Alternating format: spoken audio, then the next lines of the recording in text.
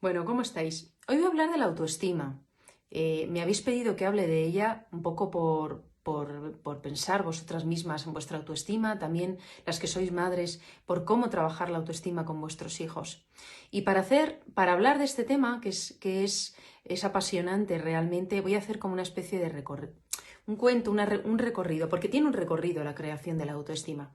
Esta semana venía a la consulta una niña de 11 años que tiene un autismo de alto funcionamiento y venía acompañada de su madre, que está embarazada de 3 o 4 meses, y la niña me decía, pero firmemente convencida de que el bebé que su madre está esperando es una niña, porque eso es lo que ella quiere, eso es lo que ella necesita, y entonces el bebé de la madre es una niña. Es decir, ella piensa que sus necesidades y pensamientos son realidades.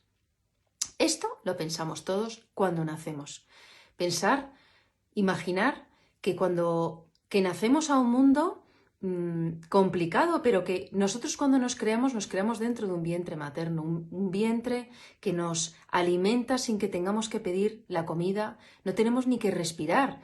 El ambiente se mantiene a una temperatura constante, estamos flotando, no sentimos el peso de la gravedad, en fin, muchas cosas que hacen que nosotros con nuestro psiquismo, que ya tenemos una mente cuando estamos dentro del vientre materno. Esto es una idea además relativamente novedosa. Hace poquísimo tiempo se pensaba que los niños no tenían ni siquiera capacidad mental. Y ahora ya estamos en ese momento en donde sabemos que los bebés, incluso intraútero, ya tienen un psiquismo, ¿no? Evidentemente, porque el psiquismo es funcionamiento neuronal. Bueno, que me pierdo yo en mis pensamientos. Entonces, volvemos a ese momento en donde nacemos, ¿no? Y nacemos pensando que el mundo es lo que hemos vivido, o sea, que somos el centro de ese universo nuestro en donde ni siquiera tenemos necesidades porque no sabemos que tenemos necesidades porque todas están absolutamente cubiertas. Bueno, nacemos y aquí hace frío o mucho calor, el ambiente es seco, tenemos hambre por primera vez en nuestra vida, tenemos que respirar por primera vez en nuestra vida y empezamos a darnos cuenta de que dependemos de otra persona, otro ser, otra cosa, ¿no? Que nos alimenta, nos arropa, nos cambia, nos balancea, etc. Esto es importantísimo, ¿no? Por eso es tan importante en el primer mes de vida que nuestra madre siga muy fusionada con nosotros, ¿no? Siga en la medida de lo posible haciendo una transición progresiva entre una situación en donde no teníamos ni siquiera necesidades a en donde tenemos muchas necesidades que no podemos cubrir en absoluto. Un bebé ni siquiera puede cambiarse de postura, ¿no?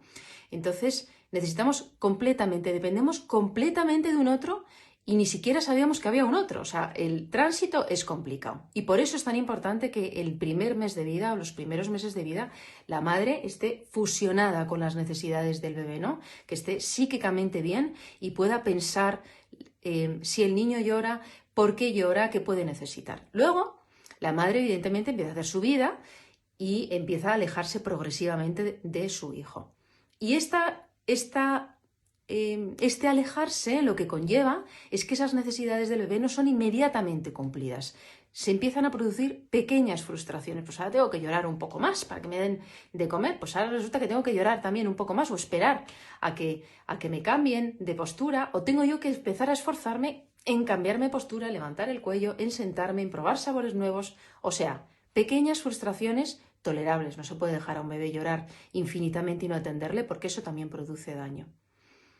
Entonces pasamos de una situación en donde somos el rey del mambo, el centro del universo, el sol en el sistema solar, a de repente pensar que no somos el sol, que hay más planetas, pero bueno, seguimos siendo bastante importantes, la verdad, para nuestra madre, para nuestro padre, para nuestra familia, para las personas que nos cuidan, ¿no?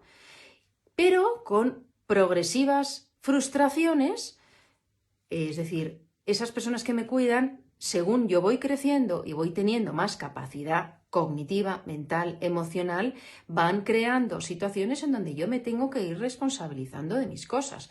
Tengo que responsabilizarme de mis rabietas, porque claro, llega un momento en que como ya puedo actuar más cosas, cuando me dicen que no, monto el pollo, pues lo normal. O cuando me mandan a mi cama, o cuando me dicen que tengo que ir al cole, por primera vez, pues ¿qué pasa? Que no quiero ir, porque son cosas que me suponen la famosa frase del adulto de salir de mi zona de confort. O sea, cosas que me hacen tener que superar miedos, malestar, disconfort, etc. Pero bueno, tengo que seguir avanzando y entonces llego al cole.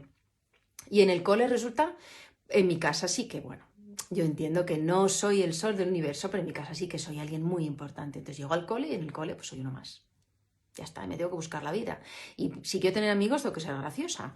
Y por lo menos simpática, vamos, así como amable. Entonces, claro, todo esto va haciendo que yo empiece a tener una idea más realista de mí, de mis capacidades, de lo que yo he venido a hacer a este mundo y qué lugar ocupo. ¿Qué es? El granito de arena en la inmensidad de la arena del desierto. Una más.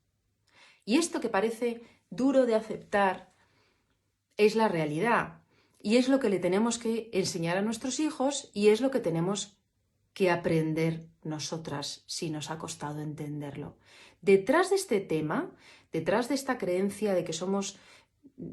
Bueno, siempre quedan como retazos de esta idea narcisista de que somos muy importantes o únicos. Por ejemplo, si yo tengo un miedo, si yo estoy en el avión y pienso que el avión se cae, y ya me lo he imaginado, ya lo he anticipado y todo, realmente, además de otras historias, ¿de acuerdo? Porque el psiquismo es muy rentable, es decir, a las mismas ideas, a los mismos síntomas, a los mismos pensamientos, llegamos por muchas razones, ¿no? Y cristalizan como en un pensamiento, como en una actitud, porque a esa actitud hemos llegado desde muchos puntos de vista. Pero en el fondo, si yo no tuviera un germen narcisista, jamás pensaría que por yo pensar que el avión se va a caer, se cae. Pensaría yo que tengo que ver en esta historia. Yo podré tener miedo, podré anticipar que un avión, ¿por qué volará? Porque no se acaba de entender por qué un avión vuela, pero vamos, de ahí a que yo, porque piense que se cae. Hay un paso, ¿no?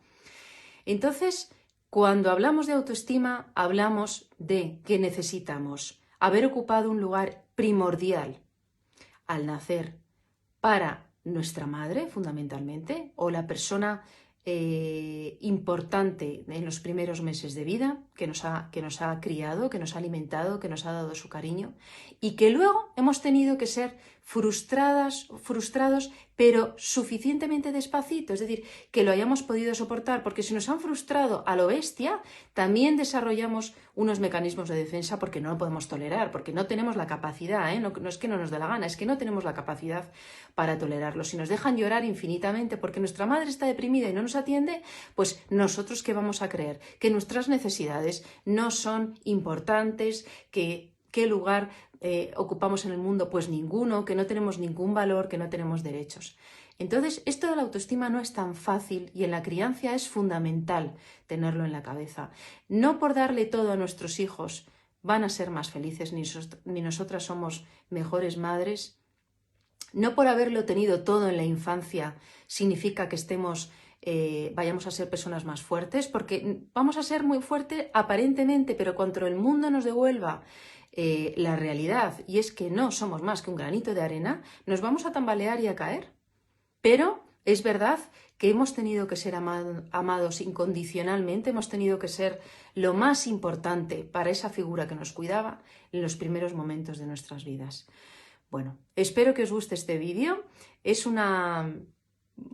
pues como muchas ideas juntas. A partir de aquí se pueden desarrollar muchísimos temas. Debajo de este tema hay, infinidad de conceptos y de situaciones para todas las personas. Y espero vuestros comentarios, que me encantan siempre, ya lo sabéis. Un besito.